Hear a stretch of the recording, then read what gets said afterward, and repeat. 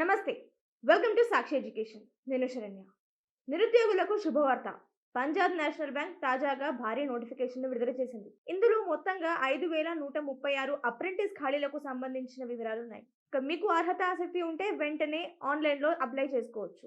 వివరాల్లోకి వెళ్తే దేశవ్యాప్తంగా ఈ అప్రెంటిస్ ఖాళీలనైతే పంజాబ్ నేషనల్ బ్యాంక్‌లో భర్తీ చేయనున్నారు. ఇక వివిధ రాష్ట్రాల్లో చూసుకుంటే గనక ఆంధ్రప్రదేశ్‌లో వచ్చేసి 58 ఖాళీలు, అలాగే తెలంగాణలో అయితే 69 ఖాళీలున్నాయి. ఇలా వివిధ రాష్ట్రాల్లో వివిధ ఖాళీలను భర్తీ చేసేందుకు ఈ నోటిఫికేషన్ అయితే విడుదల చేశారు.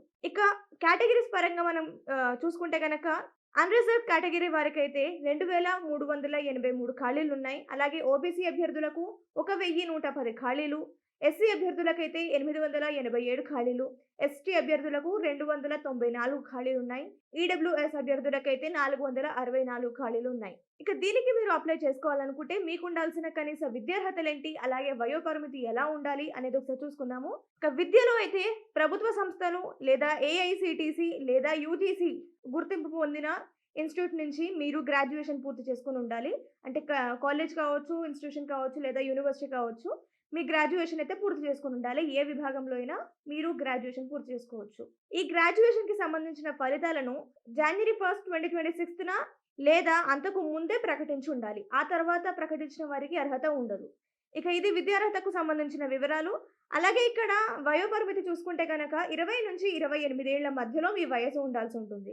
ఇక మరి డీటెయిల్‌గా చూసుకుంటే గనక 1998 జనవరి 2వ తేదీ ముందు, అలాగే జనవరి 1, 2026 తర్వాత జన్మించుండకూడదు. సో, ఈ రెండు డేట్స్, ఇయర్స్ మధ్యలో మీ డేట్ ఆఫ్ బర్త్ అయితే ఉండాల్సుంటుంది. ఇక వయోపరిమితిలో చూసుకుంటే గనక ఎస్సీ, ఎస్టీ అభ్యర్థులకు 5 ఏళ్ల సడలింపు ఉంటుంది. అలాగే ఓబీసీ నాన్ క్రీమీ లేయర్ అభ్యర్థులకైతే 3 ఏళ్ల సడలింపు, పీడబ్ల్యూబీడీ అభ్యర్థులకైతే 10 ఏళ్ల సడలింపు ఉంటుంది.